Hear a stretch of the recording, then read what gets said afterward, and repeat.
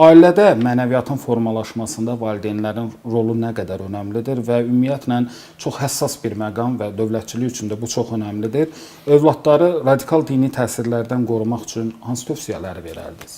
Təbii, burada iki sualı görürük. Öncə valideynlərimizin ailə qalasının içərisindəki ali vəzifələri, o iki memarın əslində bizim gələcək nəslimizi yetişdirəcək müəllimlərimizin, mürəbbilərimizin, o tərbiyə əsasını bilən adamlarımızın çiynlərində böyük bir vəzifə düşür. Bir şey söyləyək burada. Öncə ailə elə bir modeldir ki, yer üzündə ailə modelindən daha gözəli yoxdur. Doğru. Ailə əslində cənnətdə belə babamız Adəmə Allah-u Teala bir ailəni nəsib edib. Yəni cənnət kimi bir məqam, insanlığın ən çox ali duyğu, hiss elədiyi bir yerdir. Allah orada belə insanı ailəsiz qoymuyor. Orada bir cütlük var, bir munis var. İnsanın könlünə xitab eləyəcək, könlündə taq quracaq birisi var. Odur ki, bu dünya həyatında da təbii ki, nəsillərin artması üçün ailə məktəbi çox önəmlidir və bu məktəbin gerçək iki müəllimi var. Onların biri-birini anlaması, onların biri-birinə olan iltimasları, sevgiləri, bir-birinə olan hörmətləri, qarşılıqlı münasibətləri əslində ailə səviyyəsindəki ailə bağçasının o güllərinin yetişməsində fövqəladə rol oynayır. Ona görə də biz həmişə söylədiyimiz bir cümlə var. Bizim üçün örnək Peyğəmbərimiz Aleyhisselatü Vesselam'dır. Onun məsələn tərbiyə etdiyi ailə sisteminə baxanda bir qulluqçusu var onun. İndi günümüz etibarıyla qulluqçu deyil, o vaxt onlara xidmətçi deyilmişdi. Deyir ki, mən 10 il Peyğəmbərimizin xidmətində qaldım. Bir dəfə olsun məni qınamadı. Mənə tənə bir söz demədi. Ne üçün bu şeyi filan əşyanı filan vaxtında getirmədin deyə məni tənə etmədi.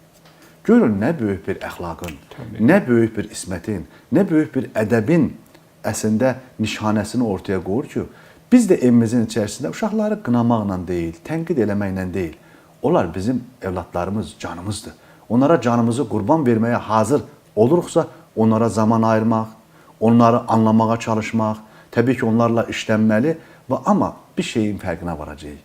Övladlar bizə verilmiş əmanətdir. Biz hesab edirik ki, onlar bizim mülkümüzdür. İstədiyimiz kimi biz istəsək onu həkim eləyərik, istəsək onu vəkil eləyərik. Xeyr. Onların hissləri, duyğuları, baxışları, onların dünya görüşləri tamamilə fərqlidir. Odur ki, bizim əsas vəzifəmiz evlatlarımızın arxasında durmaq, yanında durmaq, önlərində durub əngəl olmamaqdır. Bu işin birinci tərəfi.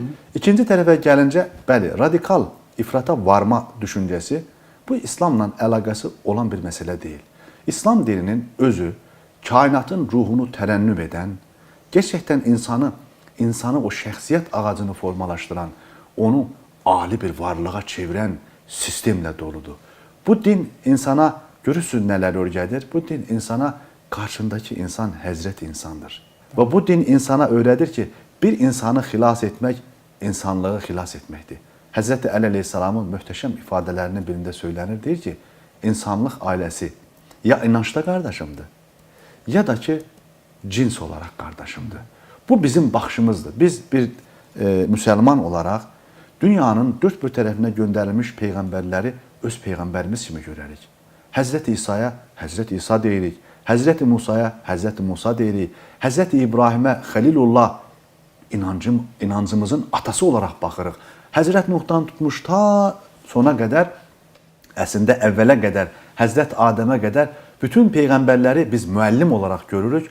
Rəsul, elçi və yaxud da nəbi olaraq görürük ki, bunlar Allahın yer üzünə göndərdiyi böyük müəllimlərdir. Və dünyanın bütün fəlsəfi doktrinasına diqqət yetirsəniz, siyasi fikrinə baxsanız, idarə sisteminə baxsanız, ən adil düşüncəni həyata getirən səma süfrəsidir. Çünki göy süfrəsi elədir ki, insanı zirviyə daşıyır. İnsanı nəfsinin həbsxanasından qurtarır. Bu dünyanın dar düşüncələrindən qurtarır. İnsanı əslində ağlının divarlarından aşıraraq bu dünyanın hüdudlarından kainatın sərhədlərinə, oradan metafizik aləmə aparır və insanı nəhayət özünə getirir. Deyir, sən Allahın gözəl bir qulusan, müstəsna bir qulusan, sənin fərqli bir görüşün, fərqli bir gözəlliyin var deyir. Sən özün ol deyir. Və belə bir özün olmaq əslində insanı o radikal sistemlərdən, düşüncələrdən xilas edir, uzaq saxlayır.